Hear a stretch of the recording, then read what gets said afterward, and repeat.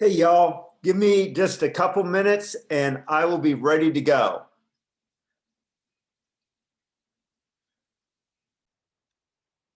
Okay, so on the agenda for today is we're finishing up physical design. So we talked about indices and how we select them on Tuesday, and also how we map relations to files, and that there's three principal types: heaps, B+trees, and hash tables. And today, what we're going to go over is how we actually implement B+trees and how we implement extendable hashing.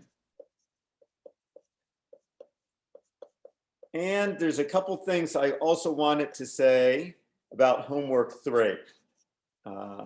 So I'm going to go over that. A couple announcements as well. Remember, we have a midterm coming up. It's on the 18th. So that's still a little bit off or away right now. In fact, 2 weeks from today. So it will cover everything on databases and nothing on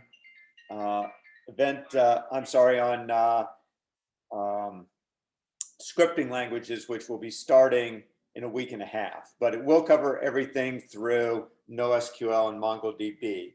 I will go into some more details about it next week. I don't want to talk about it just yet because it's a little too premature. Also, for those of you taking cs565, you have everything you need to begin work on the database project. So you should consider the database project assigned for those of you who are in the who are taking CS565. So if you go to the website for the course, which I'm going to have to bring up.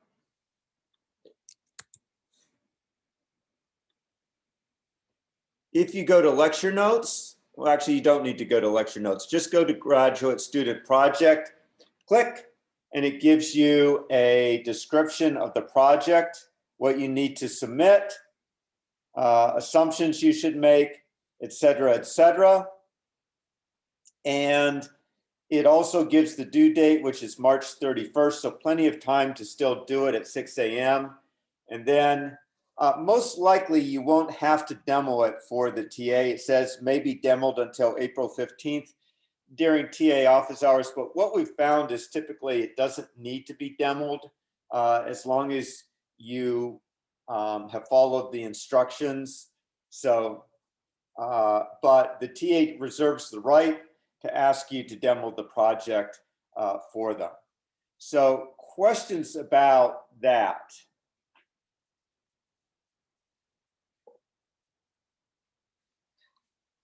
Make sure, okay. So in that case, there were a couple things I wanted to say about homework 3. First of all, I want you all to realize this is a lot of subjectivity going on with entity relationship diagrams. And I keep gaining more and more insight. This year, my insight actually came into how to handle on one of the questions. You were told that you had this IT company and that the instructor teaches either one or more courses, and that they're on a 0 to 2 courses, or they're doing course development. And it seems like it's kind of an either or relationship. And it's kind of, how do you show this? Because there's a couple of things going on. First of all, the courses really aren't the same. One is a taught course, the other is a course that's under development. And then on top of that, you have this kind of either or relationship. And what I realized is that you can actually treat the two courses as subtype entities of a supertype entity called course. So you can define one subtype entity that is new course that perhaps has attributes like the supertype entity would probably have a course name, tentatively a course identifier like cs465. Then the new course might have some additional attributes associated with it. For example, it might have a tentative list of ideas in the course or a tentative syllabus. The taught course may actually have a syllabus. It actually may have a description. So there may be different attributes associated with the two. And so I decided, hey, actually probably the best way to show it would be as two subtype entities. I didn't expect you to do it this way, so don't worry. Your answer, very unlikely to be like this, but I wanted to show it to you because I actually do think it in some way is the best way of expressing this, what's going on, that new course and currently taught course are two subtype entities of course. And then that kind of also gives you a nice way of saying, okay, well, an instructor in some sense manages a course. And then I have this circle here because I'll be honest, I looked around and couldn't find a good way of doing it, but it seemed like circles often kind of showed a junction point. So what I was trying to show here is, okay, instructor manages a course, and that means that they either develop a new course or they teach an existing course. So I felt like this did a good job of showing that either or relationship and also distinguishing a new course from a taught course. As I said, I don't expect you to have shown it this way. I suspect what most of you will have done, which is perfectly fine, is to have shown it as two different relationships. So this is perfectly fine to say, for example, instructor teaches,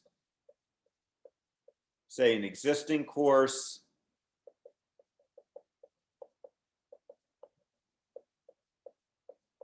or develops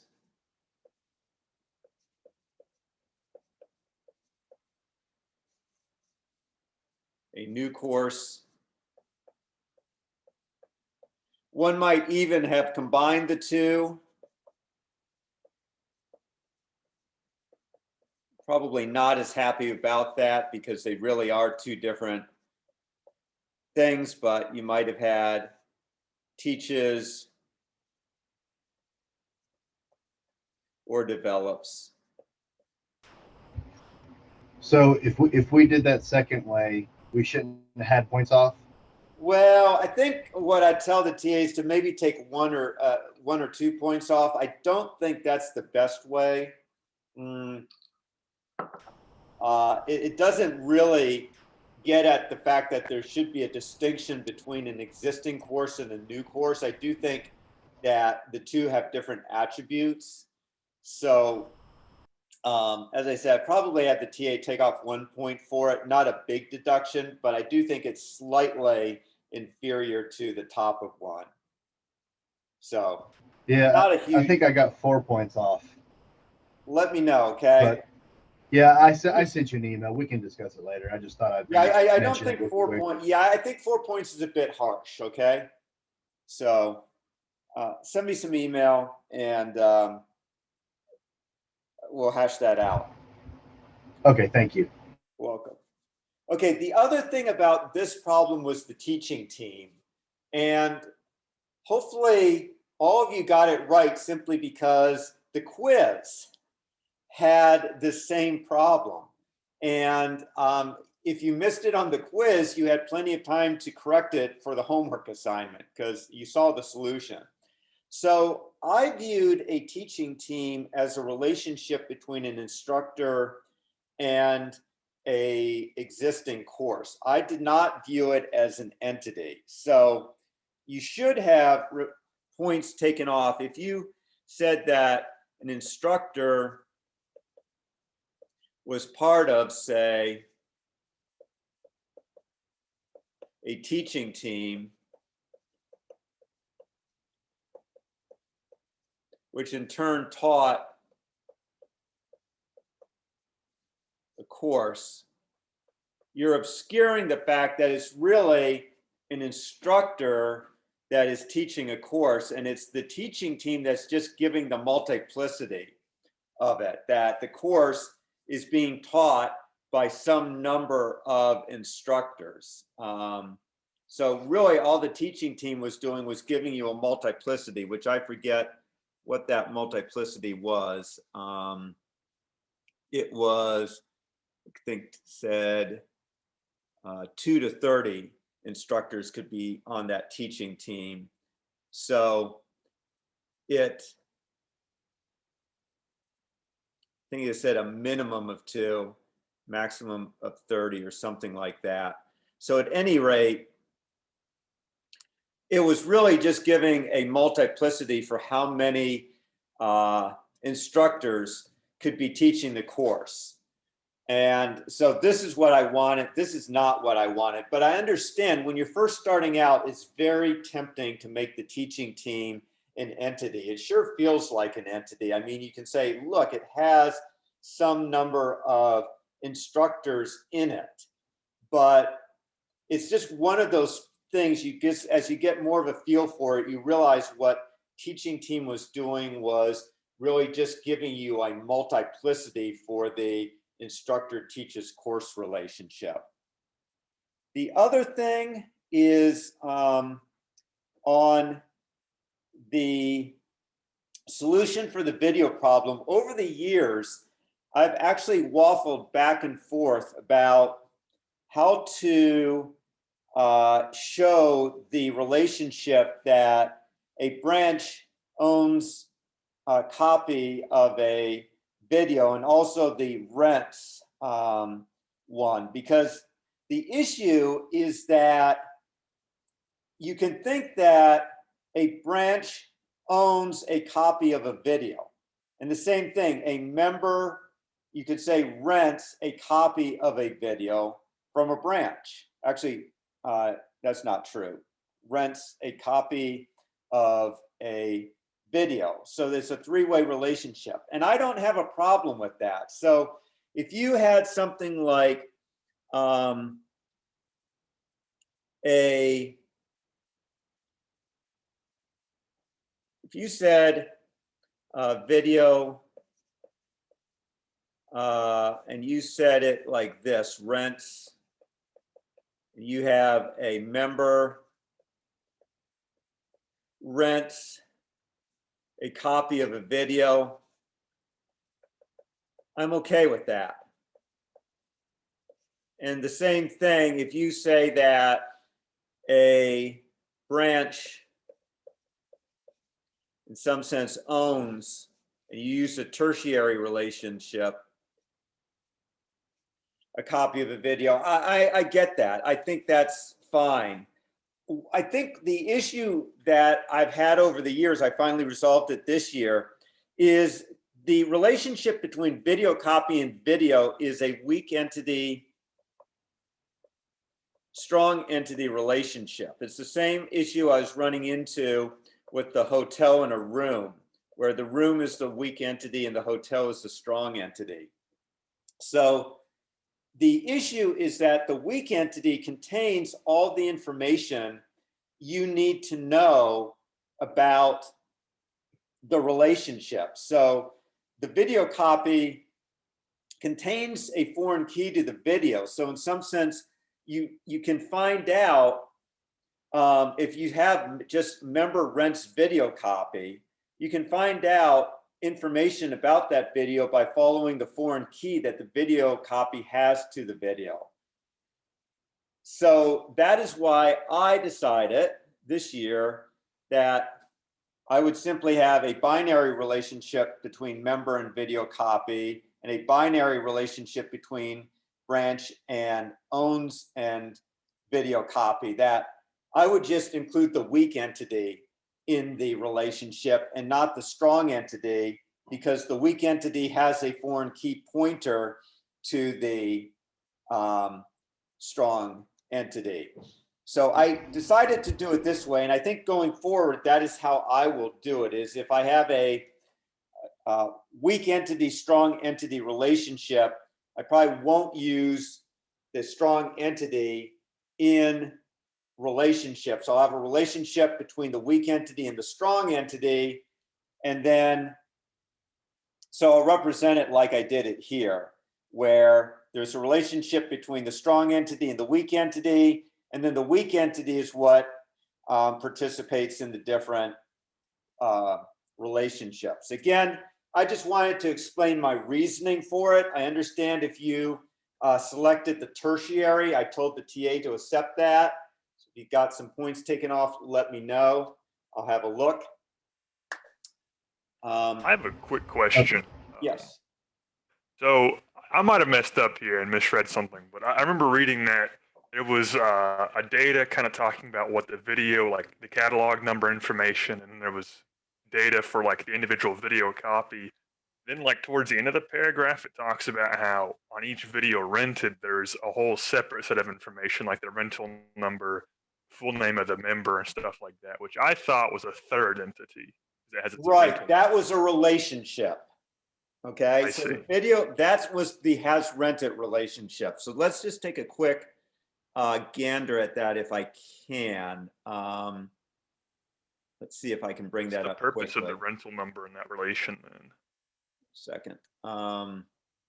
Should be homework 3, hopefully. And DDD. I think it's this one, right? Data held on each video rental. Can you see that? I can, yeah. So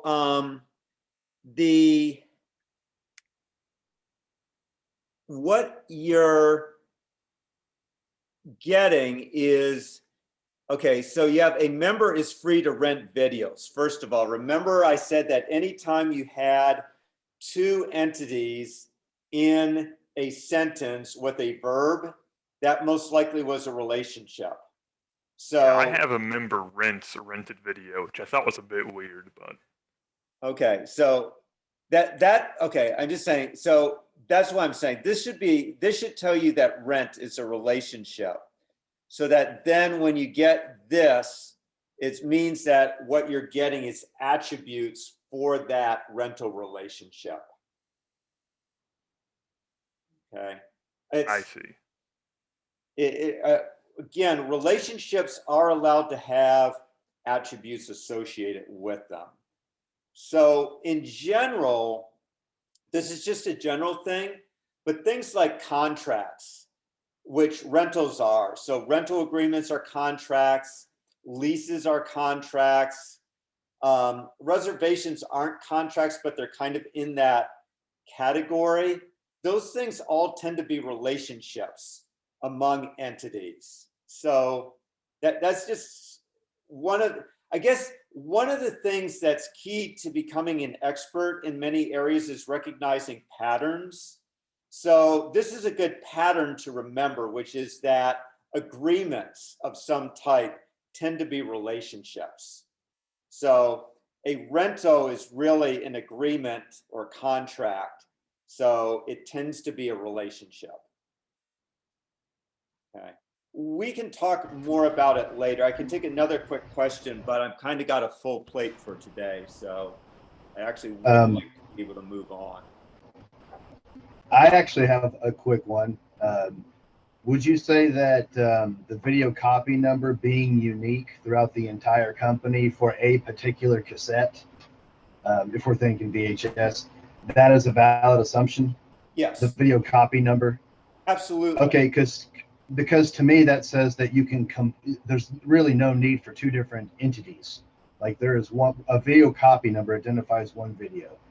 So we can talk about that later, but that's the assumption I used. Okay, I that. will show you how you'll get, believe me, I'll be able to show you how you can get update anomalies with that one, but, and redundant data. Okay. So Uh, basically, if you okay. do that, you're going to have with each video copy a description of the video, the main actors, the a bunch of other information that if you change it, you're going to have to change it for every single video copy.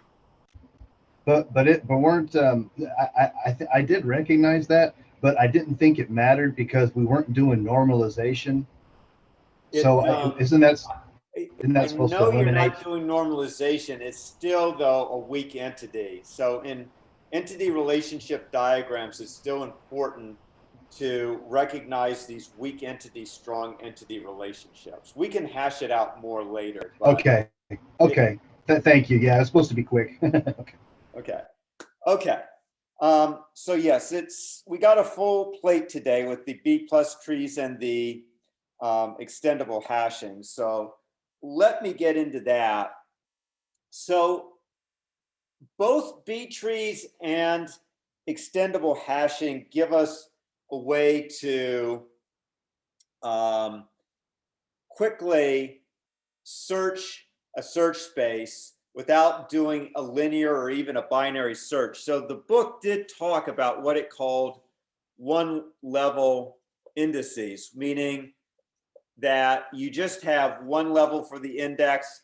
Each entry points to the address of a tuple somewhere.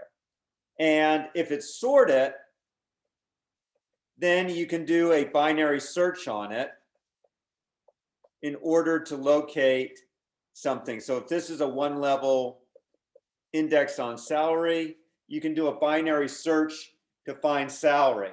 The problem is binary search is log 2 of n, where essentially n in this case is the number of blocks. And that is just too big for most files. So if n is, say, if you have even 20 blocks in your index, you're already looking at 4 to 5 block accesses, which is more perhaps than you'd really like. So both binary trees and extendable hashing are what are called multi-level indices, because it's easiest to see it with trees. They start with a top level index, and then based on where the key lies, you go down to one of the leaves, and then they follow, you follow again down to some children. So it's called multi-level because you're going through multiple levels, but it quickly reduces the search space and you don't have to look at as many blocks. Now, you probably remember that if it was just a binary tree, so we're going to start with B+ trees. So the problem if you just use a binary search tree, which is what you use in main memory, is even if it's balanced, it's actually essentially binary search. And it's still taking log 2n, which is more than what we want. So what we actually want to do with secondary storage is take advantage of the fact that we can actually store. We have 4,096 bytes typically per block. So we can cram far more keys into a block than just one. So the idea behind B+ trees is we're going to cram a whole bunch of keys into a block. So say 100 might be a key, 300 might be a key, 500 might be a key, 800 might be a key. And then each of them points to a child. So anything in this block is going to be less than or equal to 100. Anything in this block is going to be between 100 and 300. Anything in this block between 300 and 500, and so on. So all we're going to do is allow us to have far more children for each interior node. So in particular, what a B+ tree is going to do is it's going to say, okay, first of all, we talk about M degree, or you'll also hear M array B+ trees. And what it means is that it has M children, or a max of M children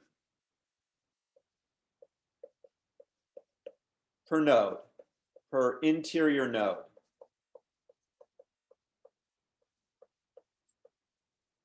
And a minimum of M divided by 2. So this means upper bound when I did that. So for example, if M is 7, then you would have a minimum of 4 because that is the upper bound of M divided by 2. What that means is that you have a max of M-1 keys per interior node. Okay. Then with the leaves store tuples. So the interior nodes only store keys. That's important. Is the interior nodes. So the interior nodes store only keys. The leaves store tuples. And store tuples, max of L tuples, minimum of L divided by 2. And again, it is an upper bound. So basically, we are requiring that all nodes be half full. So they can never be more than, or another way to say it is, they can be never more than half empty. Okay, the only exception is the root. Okay, the root node is allowed to have as few as 2 children.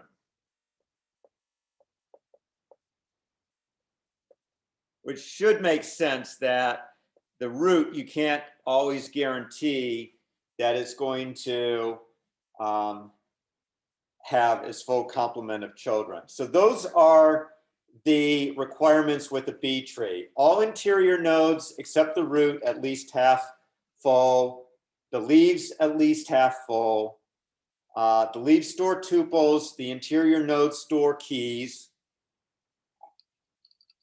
and an M array or M degree tree means a max of M children. A lot of you forget this and think it's a max of M keys. It's not. It's M children. It means you can have M-1 keys. Okay. So, yes, go ahead. Sorry, a question. The things that you're writing down, are these separate note in separate notes somewhere? I only see that one HTML for physical design. Is this information listed somewhere else too? It's listed. So if you go, yes, the answer is yes.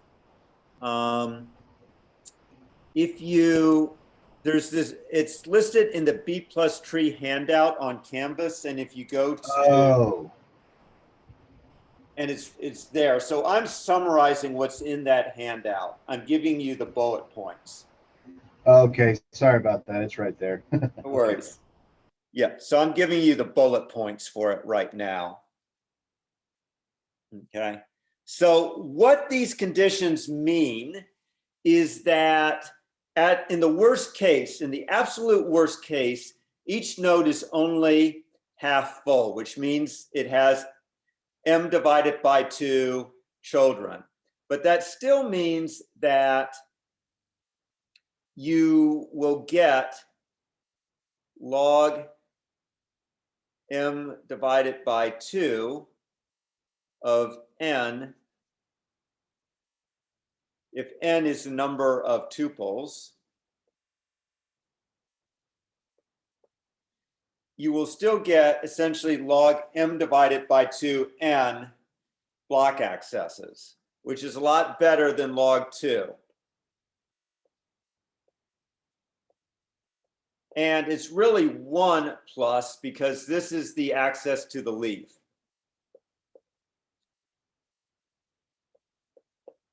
So basically, you're looking at 1 leaf node plus this many interior nodes.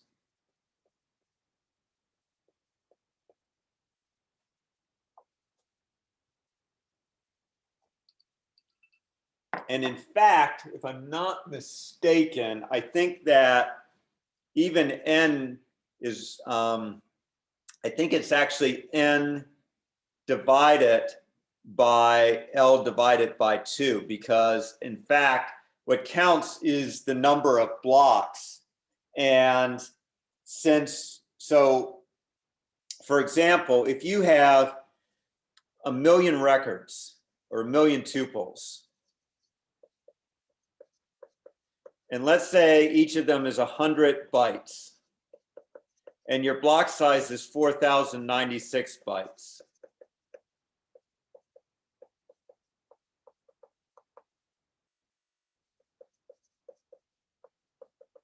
So essentially, you can get 40 tuples per block. And according to our thing, we will have a minimum of 20 tuples per block.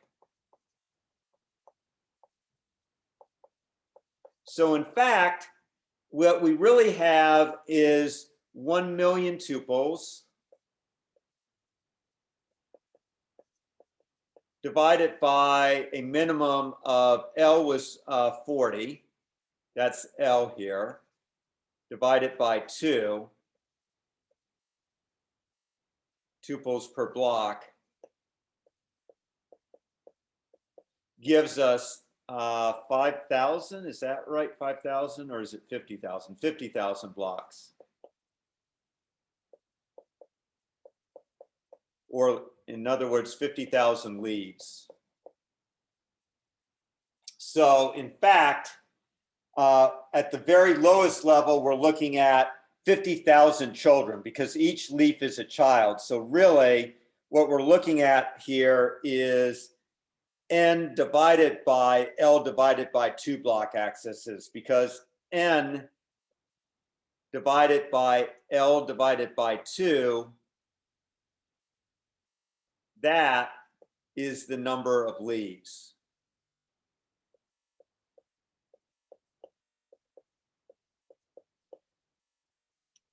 Okay, and we make M as large as we possibly can. We cram as many keys into a interior node as we possibly can, because we want to make that branch factor as big as we possibly can.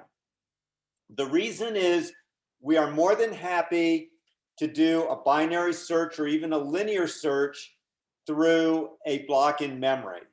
To do even a linear search through the keys of a block in memory will take us far less time than it does to retrieve that block from disk or from even a solid state device. We can probably execute millions of instructions for each block access that we make. So we are willing to do tremendous amount of internal processing in the CPU in order to avoid block accesses. So we will make M as just as large as we possibly can. So for example, if our keys, let's say we were clustering on salary, so that would probably be a 4-byte, at most a 4-byte number. And then our pointers, they're essentially disk addresses.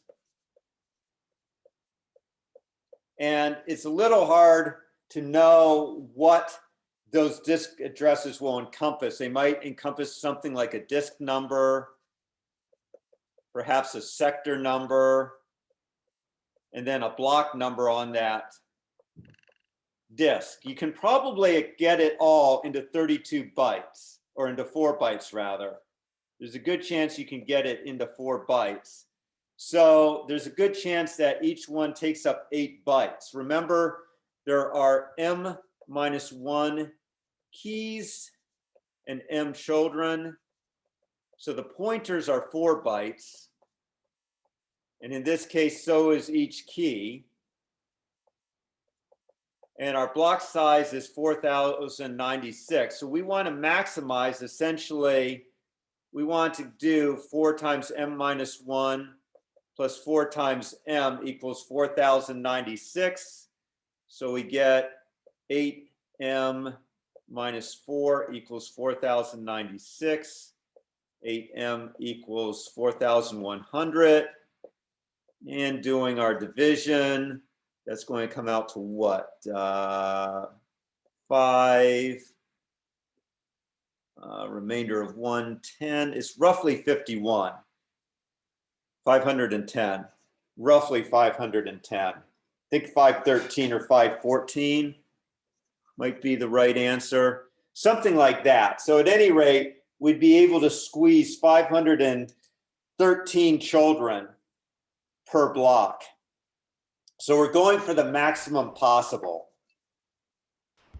Dr. VC, that menu, the recording menu or some kind of menu where it has mute, I guess your Zoom menu, is there a way to maybe move that a little bit? I'm copying what you're writing down. Sometimes it overlays. Let's see. The problem is the best place for it is up here. Is this the thing you're talking about? Or are you talking about something else? Right now is what I'm talking about. I only got the last part. But that looks fine. That's can you the hear best me? I can do. I'm not, unless someone knows how I can't really get rid of that. And that's no problem. I think that looks pretty good. There's a message in the chat saying you can hide it, but it'll also hide the chat box too. okay. Yeah, there's some issues in that. Well, maybe I don't need it. If I can hide it. Did someone quickly know, hide flighting? There we go. It says Control-Alt-H hides it. Yep, that hit it too. So hopefully this should be okay. I can't see the chat window anyhow, so you have to basically speak up and ask questions like y'all just did. Okay, so one last question. Do you still have that million slide up? I forgot to copy that one. Right here, this one, right? Million tuples, yes. 100 bytes, tuple size. Yes. Okay. Yes, thank you. I got it. Other questions? Okay, what I'm going to do next is show you how to do inserts and deletes. And I think the easiest way is to just use a visualization for that. So I have, can I come off of this and go to the visualization? Yes. Okay. Thank you. So there's a good visualization and you can get to it. I have this link, B-tree visualization, and it lets you actually create a visualization of B-trees with different degrees. So I'm creating a 4-degree B-tree right here, and you can see I've already initialized it. So the easy case for insert, I'm going to insert 900. You can see 900 is greater than 800, so it should go into this bucket right here. And in this case, it's assuming that M is equal to L. So it's assuming, actually, I think it's assuming that you can get a maximum of 3 into each leaf, if I'm not mistaken. So there is, the ability right there to accommodate the extra or the new tuple. So it just puts it in. So that was simple, but it gets harder when you have a full leaf. So in this case, they have L equals 3. So the leaf is now full. So I'm going to insert 40. And what you're going to see happen is it's going to go into this node right here, but it's going to fill it up, meaning it's going to be full. So it is, let me just make sure it doesn't make a monkey out of me. It should split it. Yep. Okay. So I think I can go back somehow. Yep, I'm going to skip back. So I'm back to here. So when I insert 40, it's going to overflow this leaf. So what we do is create a new leaf, move half the entries to the new leaf, and leave half the entries in the existing leaf. And then we promote the, or copy up the first key from the original leaf. So you're going to see that we have 40, 50, 100, and 500. So 100 will become the key, will become the first key in this leaf node. So it should be the one that gets promoted. Okay, so it comes down, splits, 100 goes up. Notice 100 is still down here. Okay, so it's not moving 100 up, it's copying 100 up to the root. Okay, so that's an important thing. So now again, I could insert, let's say insert 250. 250 is between 100 but less than 800, so it's going to go into this bucket. And because there's room for it, the bucket doesn't split. Okay, but again, I'm going to overflow it by inserting 300. And when we split, 300 and 500 will go into the existing bucket. 100 and 250 will go into a new bucket. 300 will be the newest key in here. So 300 is going to also get promoted. So we come down, 300. As you see, 300 became the first tuple in that leaf, and so it got promoted. Okay, so everything thus far is good. But the next one, the one that will almost certainly appear on a homework assignment or a exam, is what happens when I split a leaf node and the parent overflows. So as you can see right here, we are now at the maximum number of children for the parent. It can't accept another child. So I'm going to force a split in this last leaf, which means that the parent will want to take on a fifth child, which it can't do.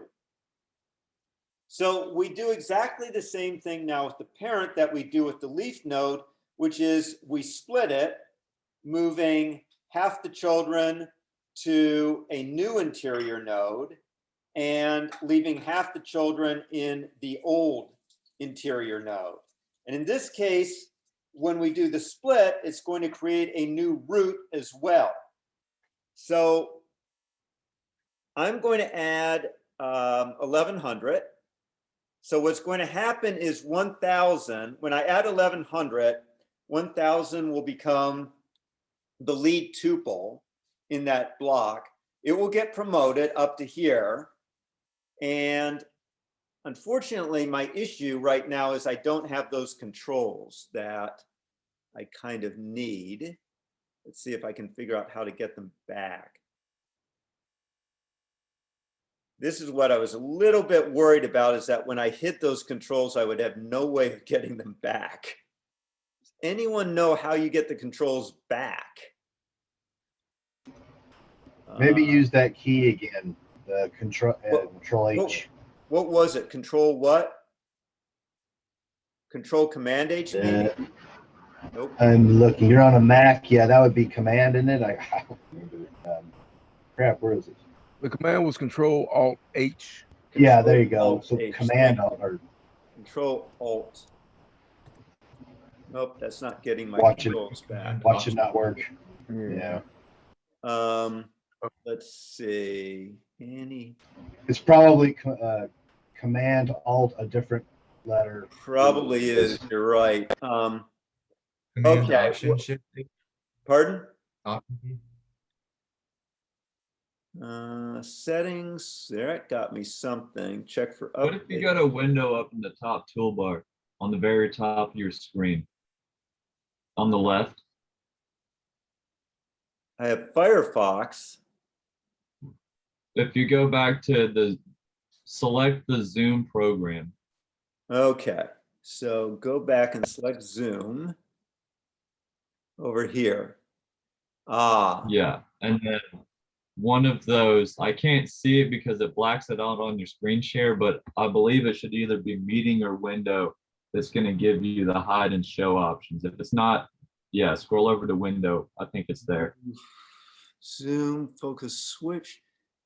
Always show meeting controls. Ha ha ha. Except I hid them. There we go. Thank you. Okay. You're welcome. So now what I can do, come back to this B-tree visualization. I can do some annotation on it. Okay. So, yes. Okay. So when I'm going to add 1100.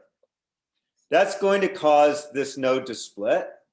It will become a new node. 1000 is going to come up here.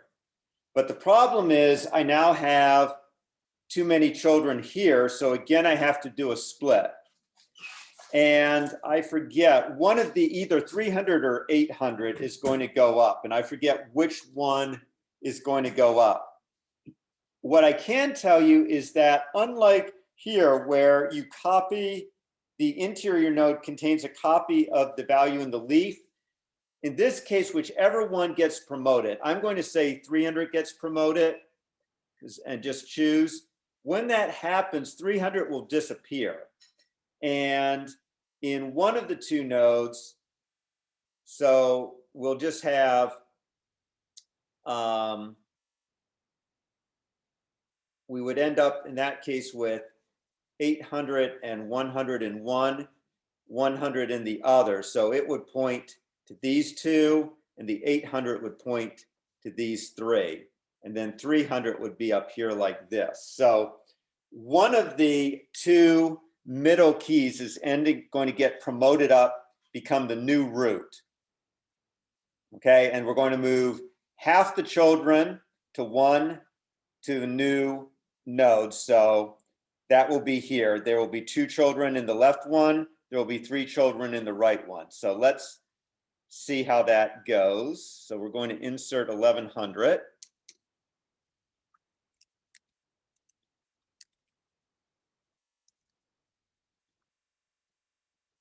So there's the split. It split and it promoted 800. But so when it promoted 800, that meant that this one got 2 children and the left one got 3 children. But I will, in the homework, when there's an ambiguity like that, I will specify how I want you, when there's 2 possible elements to promote like that, I will tell you which one to do it. The same thing with the leaf node. If there are an odd number of elements in a leaf node, I will tell you which of the 2 leaf nodes, either the left or the right one, should get the extra tuple. Okay. So I've gone through all 3 cases now that come up with insertion. So the 3 cases we covered are, so we'll get rid of the controls again.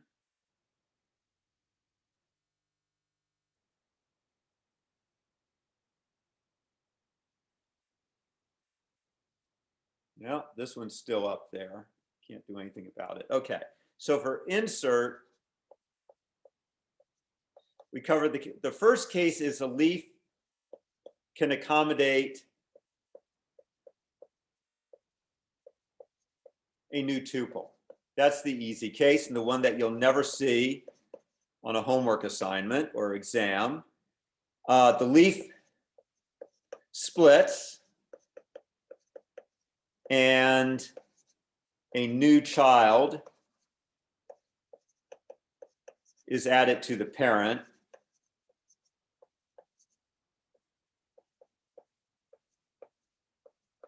Okay, case A is the easiest one. Parent can accommodate the extra child.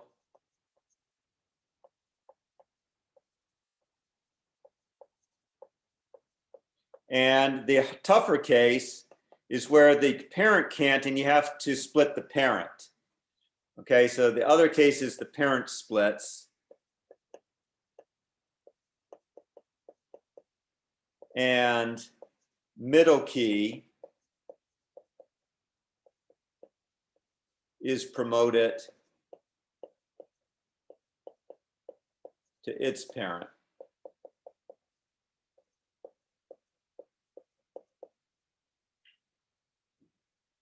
Okay, and remember there's a difference when the leaf splits, the key is copied to the parent. So in A, both A and B, the key is added to the parent and key is copied.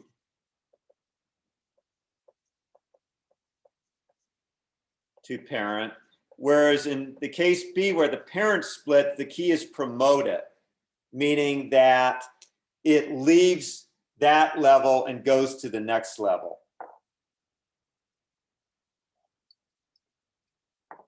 Okay. So questions about that? You said the first one we won't really see on homework or tests. Because it's too easy. Okay, right. It's the most common case. It by far is the most common case where the leaf can accommodate the new tuple, and so you simply write into the leaf. But in terms of my testing your understanding of how to insert into a B tree, it's a very uninteresting case. I can essentially test whether you know how to do that by also forcing you to split the leaf and do some kind of promotion. Right, that makes sense. And can it just hold as many as whatever we specify the degree to be? Yes, so there's always defines? going to be, remember, there's two values. M is the max number of children for an interior node.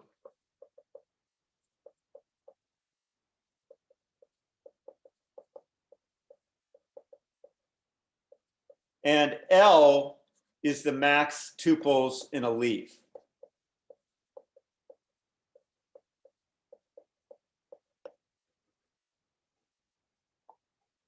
But yeah, so it's the maximum tuples per leaf. So it can hold up to the maximum number of that. So I'm just curious, in that visualization you had, it seemed like the only option was the degree. Was that specifying M? Yeah, you're right, because so in this thing, what the person who wrote the visualization was assuming, I'm going to come back to the whiteboard. They were assuming in the visualization, they assumed that L was equal to M minus 1, which is not a reasonable assumption in practice. Okay, but that's just what they were assuming in the visualization. That is wildly, and I'll also use a low L factor in my homeworks and exams, but in practice, L is huge and so is M. It's just obviously impractical on a homework assignment or an exam to make it so big that you would essentially be unable to draw it. Right. That makes sense. And those are both inclusive. So if we say L is 3, then it can hold 3 before splitting, and on the 4th, it would split. Yes, exactly. Okay. So it would Thank you. split when you try to put L+1 in.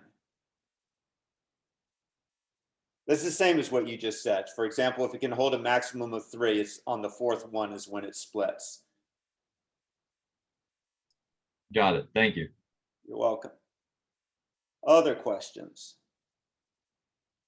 Okay, one thing you are not allowed to do, but every semester a handful of students try to do it, and they get points deducted for doing it, is you could, an alternative strategy when a leaf is about to overflow is to see if a alternative leaf could adopt it. So let's say I insert 90 and this leaf can take it, okay? Now let's say that I want to insert 80. You can see that that's going to overflow this leaf. Another way to handle it, which you are not allowed to do in this course, would be, so if I put 80 here, another way to handle it would be to say, oh, the neighboring node, which is this one right here, is not yet full. It could accept a tuple from here. So I could move 90 to here and avoid doing any splitting, but I would in that case have to update this node right here to be 90. That's an alternative insert strategy, which is more efficient with respect to space, but typically requires more block writes, because now in addition to inserting into a leaf, you also sometimes have to update these indices up here. This is another perfectly legitimate insert strategy that I will not allow you to use in this course. So you have to use the insert strategy that I outlined, not this one where you move nodes between leaves. Is that clear? Because I don't want to see it on the exams or the homework assignments. Okay. So the next thing is, Dr. Reddy, oh, go I have ahead. I have a question. Like, is the middle key, so like when you insert there and it ends up being 4, which of those two is considered the middle? I may have just missed that. I will specify very clearly Okay. which of the two I want on Okay. both a homework assignment and on an exam. I will probably always say it's the leftmost one, just because I don't want you to be able to easily check it with this visualizer. I'll be honest. I want to force you to have to do it yourself. So chances are I will make you always take the leftmost of the two in that case, but I will be very explicit about telling you how to do that, okay? Got it. Other questions? Okay. In that case, the next thing we have to consider is removal from a B+ tree. So obviously you could also have deletions. And again, the super easy case is when you delete something and it's still more than half full. So for example, if I want to delete 90 here, that's not a problem, because when I delete 90, the node, that leaf node, is still more than half full. And so I don't have to do anything. But the next delete, no matter which of my 5 leaf nodes I delete from, none of them has enough space anymore to deal with it. Let's actually, I'm going to, however, insert 90 back into here because I want to show the simplest case first. So the simplest case, let's say I now want to delete 100 from here. So I want to get rid of 100. So I'm going to delete 100. Whoops. And that's going to make this leaf too small. So the first thing I'm going to do is I'm going to look left and look right to see whether I can borrow from a neighbor.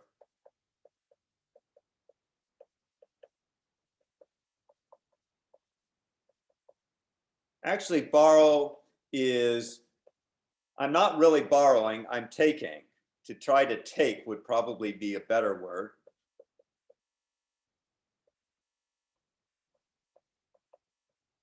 And in this case, I can borrow 90 from my left node because, or my left neighbor, because in doing so, that neighbor will still be more than half full.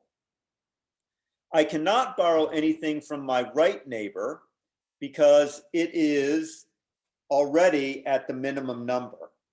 So and if there's a choice, again, I will tell you, take it from the left one.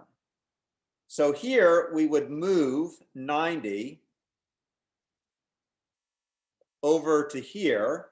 And that means when I do it, I also have to update. Notice this 100 is no longer the leading tuple, it's now 90. So I have to update the parent as well. Okay, so just to prove to you that I'm not blowing smoke, we will delete 100. There it goes. That's an error. Wow. Visualization has a problem. That is wrong. Dr. VC, I was about to ask, what's the problem with a node having 1? I mean, It's because it's no longer half full. It's less than half full. And remember this, the problem is we want this, if we allow it to get to less than half full, then this equation right here no longer works because now okay. you don't, if your branch, so the problem with allowing your nodes to be less than half full is your branch factors get to be too little, and now you don't get enough spreading out. So Okay. right here, this is wrong. This is, I will tell you, this is flat out wrong. Okay, so it's less than half full, so it made a mistake. Okay, and unfortunately, I can't fix that mistake, but it blew it. And when L is odd, we define half to be the ceiling of half that value. Is that Yes. from So, looking here? right. So here L is odd. L is equal to 3. So the minimum number allowed is 2. So this person who did this visualization may have been taking the floor rather than the ceiling, but that is right. incorrect. That would be 1 in this case. That is incorrect. So it is solidly defined to be ceiling. That's not up for interpretation. Yes, that's not up for interpretation. So okay. It is supposed to be the ceiling.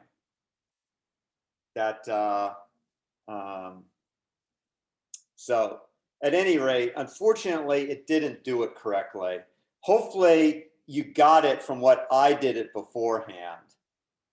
Okay, so So just to make sure, the 90 was moved over. What should have happened is the 90 should have moved. Yeah. So what should have happened is that the 90 should have moved over here. It should have become like this. Then in a parent, you change, you And update this should that have been 90. Okay. So that's what should have happened. That was the right, that would have been the right result. Okay. So if that doesn't happen, okay, so now we're going to clear this. And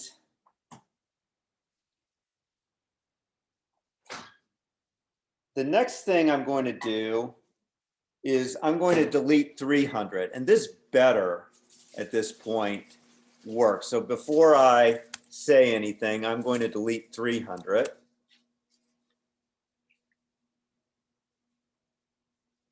Oh, it just is killing me here. I can't get it to combine. So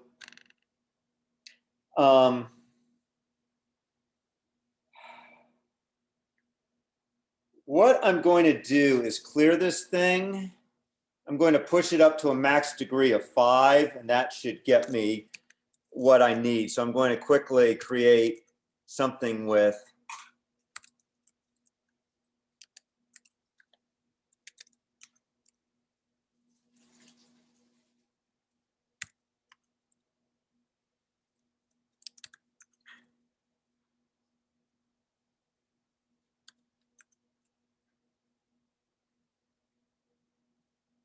okay. So now what we're going to do is we're going to delete, and when that's going to still work out. So let's see. Let's add some more.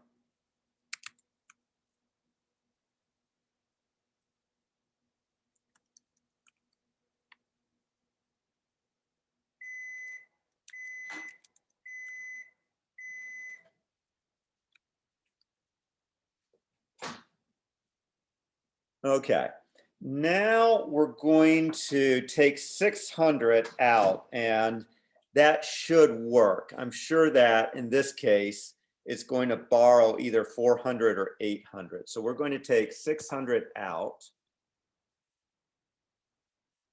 And there you saw the borrowing going on. Okay. Now I'm going to remove 1,000, and that should be okay because it can still get down to 2. Now I'm going to remove 800, and that's going to cause a problem because I can't borrow one from this leaf node because it's already at a minimum. So when I delete and neither of my 2 neighbors can spare a node, then I have to do a merge. So this is going to be a case where if neither neighbor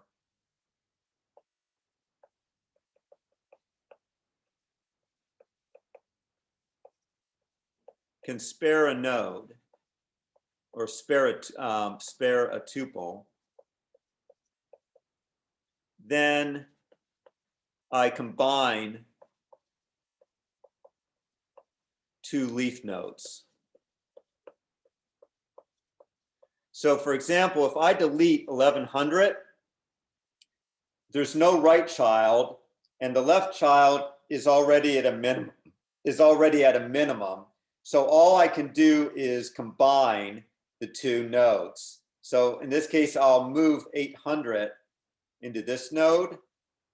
I will throw this node away, and that means that this will also disappear because it's no longer pointing to that child. Okay, so that's going to be a pretty easy thing to do. Make sure I'm 100%. That m divided by 2, that's floor, right? That's why it's 2. Is that what you guys were saying earlier? Ceiling. But in this case, it can store a maximum of 4. So the ceiling of 4, whoops, when you do 4 divided by 2, it's the same, right? Because it evenly divides it. So there's a minimum of 2 tuples per leaf. Floor and ceiling only comes into play when you have a fractional result.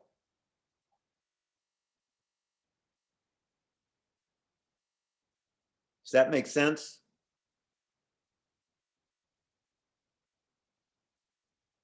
Yes, no? Oh, I'm sorry. I had my mute on. I'm sorry about that. I was thinking about when we had max degree 4. If you're saying n-1, that would be 3 divided by 2, and Yes, then you would ceiling it to 2.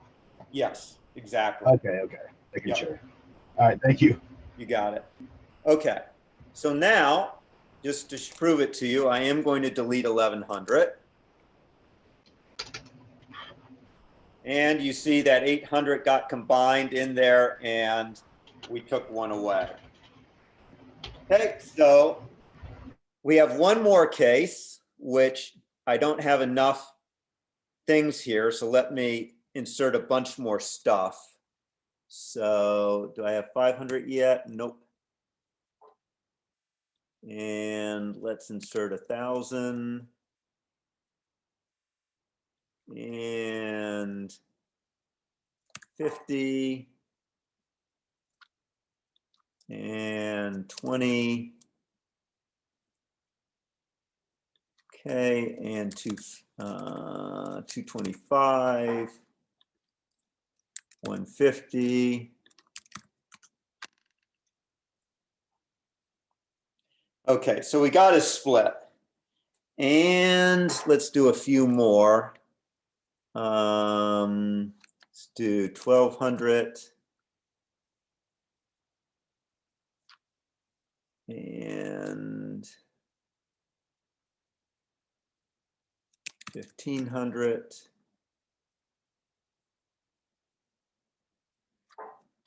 Okay, so let's say that we now delete 100. Okay, so we're going to delete 100.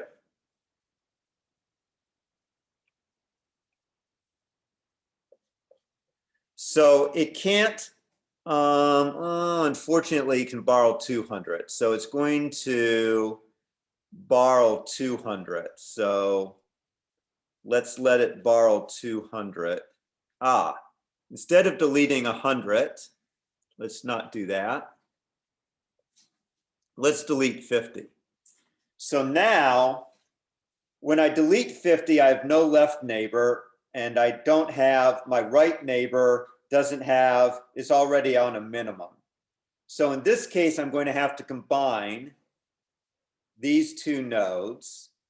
But when I do that, and I eliminate 100, you'll see that I now have only 2 children.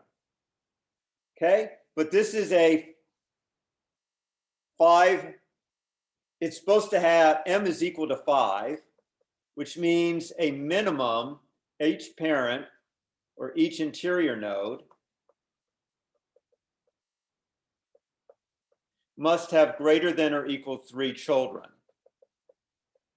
And that's no longer the case here. It has only 2. So what we can do is we can borrow a child if one of my neighbor interior nodes has more than the minimum number of children, and this one does. So what's going to happen is I'm going to borrow this child right here and make it be a child of this one. So it's going to now be 200, 300. And this one will now be 700, pointing here, and 800. So we're going to borrow one child block, which is this one, and we're going to move it over to this one right here. Okay, so to show you that,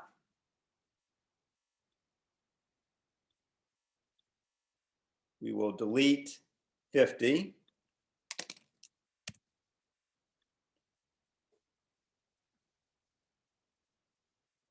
And I know, but hopefully you saw everything that happened. The 300, it gained it here. It lost the 400. One thing, I'm just going to skip back. Notice the 400 came up. Notice the 400 rotated up. It's the 300 rotated left. The 400 rotated up because if you're now looking at the first node in the right tree, it's 400. So again, I'm going to do a delete on 50.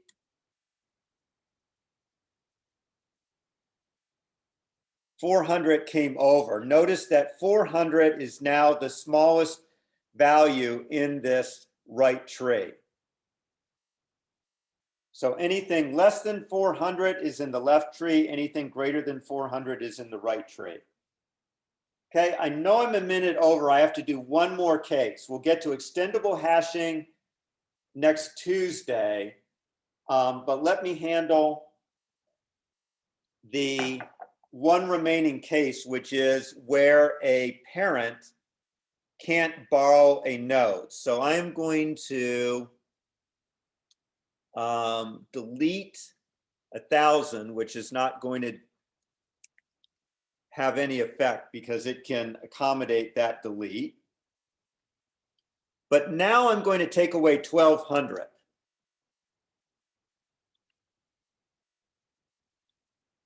Okay, so when I take away 1,200, actually, let's take away, in this case, 700, because it shows I can't borrow from either my left or my right. Okay, so since I can't borrow, I'm going to have to arbitrarily combine it with one of the neighbors. So I'm going to do that one. When I do that, I lose a child. So in this case, I no longer am going to have a pointer to 700. I'm just going to have 2 children. But this one now doesn't have enough children anymore. It has only 2. So it says, can I borrow from this one? But this one is already at the minimum number of children. So no borrowing can occur. So in that case, I have to merge the parents. I have to merge the parent node with a neighbor. When I do that, you can see I'll no longer have this root. This root is going to come down and is going to become one of the keys down here, okay? Because I'm losing one of its 2 children. So if so the delete is on 700.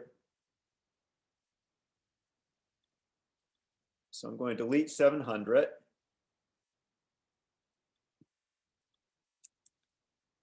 Whoops. So it wipes out 700. And I know a lot happened, but it then combined that leaf. And as I told you, 400 came down. So they kind of have this, I guess I'm going to wrap up real quickly with delete. The idea is first try to borrow.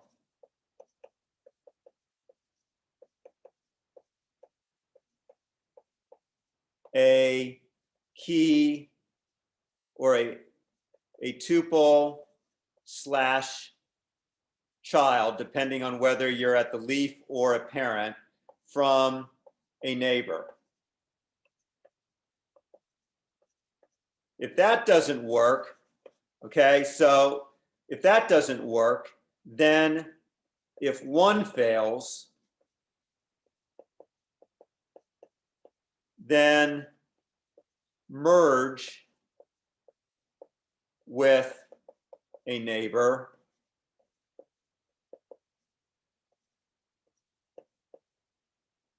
and remove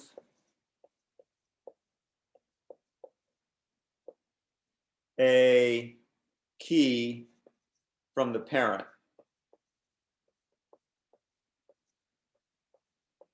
And you may have to recursively follow that merging up to the root if in turn the parent no longer has a sufficient number of children and it cannot, and it has to merge. So that's the basic strategy behind delete. Okay, so I know I didn't get to extendable hashing. Let me check, make sure that you can still do today's quiz. If not, I will extend the quiz so that it's due next Thursday. I will post something about that in a few hours. So I'll post that on Canvas.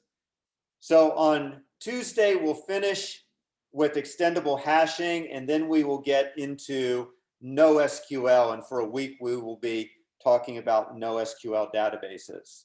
So with that, I'm going to let you all go. I will see you Tuesday. Have a good weekend. If anyone has questions, feel free to stick around and ask them. Dr. Veazey, quick question about that B+trees site. So you saying that max degree 5 seems to be working Yes. for all cases It instead does of seem max to be degree working 4, for which all had that error? Pardon? Okay. Well, I max think the 4 reason it's had a working- problem. Pardon? Max 4 had that problem where it allowed that one node instead of 2. Yes, I think that the